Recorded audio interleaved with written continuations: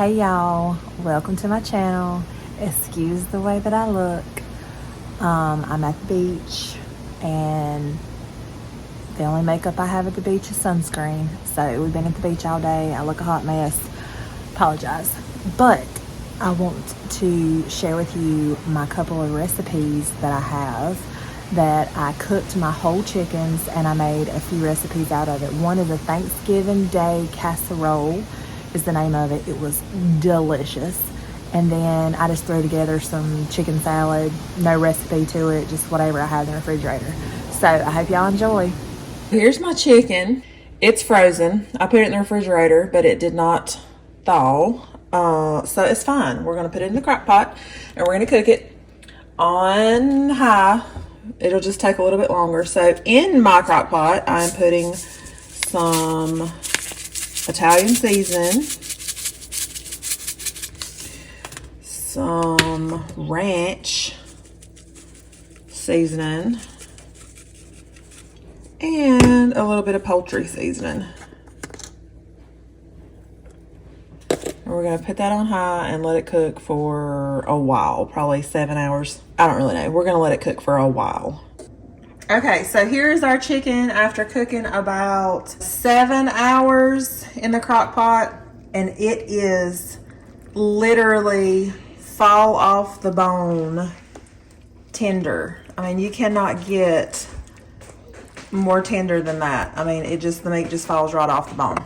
So now I'm going to take all the chicken off the bone and put it in my dish, and we're going to make several meals out of this chicken. This is one of my recipes I'm making with my chicken that I cooked, the whole chicken I cooked in the crock pot. It's going to make this Thanksgiving casserole and some chicken salad. So I'm going to show you all that today. So this is my potatoes that I have cooked in water, and I'm just going to mash them up and add a little bit of buttermilk to them, and a little bit of butter and salt, and they should be good to go. So I'm just going to take my potato masher and mash up my cooked potatoes. And I'm going to add a little bit of buttermilk. You can add regular milk, but I just think buttermilk gives it a real rich flavor. That's what I do. Some people add sour cream. I just use good old buttermilk and some butter and salt and pepper. That looks to be about right. I ended up adding about a cup and a fourth of buttermilk to get it kind of not real dry, because it's going to go in the oven and cook. So I didn't want it to be, it's better to be more liquidy than dry, if that makes sense, because it's going to cook in the oven. Okay, so to my bowl I have added a little bit of onion, because we don't like a whole lot of onion. Well, the girls don't. Me and Chris do, but we aim to please. Okay, this is like, I don't know, close to 2 cups of cheese that's going to go on top. And then I have some, y'all don't look at that. I am packing to go to the beach tomorrow, and I have all the snacks packed up, semi-organized. Okay, so the recipe calls for 1 can of green beans. I'm going to do 2 because I'm going to make a pretty big casserole. And it also calls for 1 can of cream of mushroom. So I don't have 2 cans of cream of mushroom, so we're going to do 1 cream of mushroom and 1 chicken. So like I said, just make the recipe your own. I will link the recipe below so you can kind of get an idea of what I'm doing. And so now we're just going to add all this into the bowl, the soup, the sour cream, the onion, the green beans, and mix that up. Okay, to my bowl, I'm going to add my cream of chicken, my cream of mushroom, 1 can of French style green beans, drained, 1 can of regular green beans. And y'all, this is just what I had. There's no rhyme or reason that I have 2 different types of green beans. Now I'm going to add some sour cream. I don't know how much it calls for, but I think it's half a cup. I am doubling. So we're just gonna say that's probably about a cup. We're gonna do that and then we're gonna mix it up. Here's my chicken that I deboned off that chicken. This, you can't tell how big this thing is, but it's pretty big. And it produced a lot of chicken. It made a lot of chicken and it's so delicious, like fall off the bone delicious. So the first thing you're gonna do is take some of your chicken and sprinkle it in the bottom of the casserole dish. Y'all, I just realized my dishwasher was going, so I'm sorry about that. I cut it off so you could hear me. All right, so here is my turkey that I have. Now I'm gonna take this mixture and put it over top of the turkey. Chicken, I don't have turkey. I keep calling it turkey. It was a chicken, it was not a turkey. I'm gonna spread that out like so.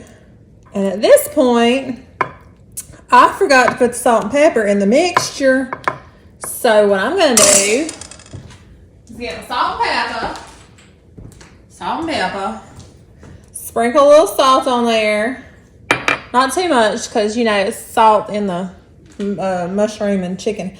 And then sprinkle some pepper. We love pepper around here. All right, now you're gonna put your cheese mixture on top of your soup mixture, like this. Y'all, this is gonna be delicious. It's gonna be like Thanksgiving in my mouth. I'm doing this recipe because I had all this stuff on hand, so that's why I'm doing it. Okay, so get it like that. You're gonna take your potatoes and you're gonna plop them out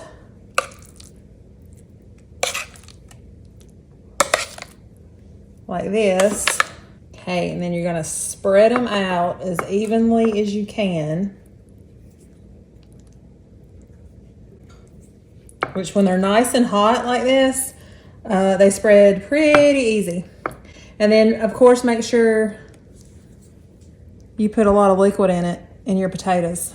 All right, once you have them spread, now you're gonna put your topping on, which is handy dandy stovetop stuffing.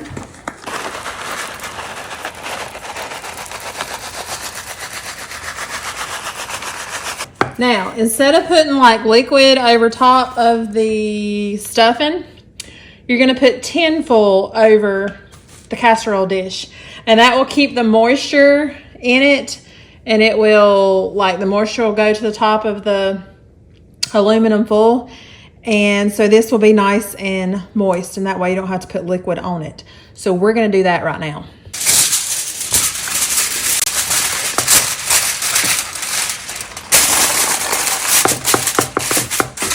There we go. We're gonna stick it in the oven on 350 for 35 minutes.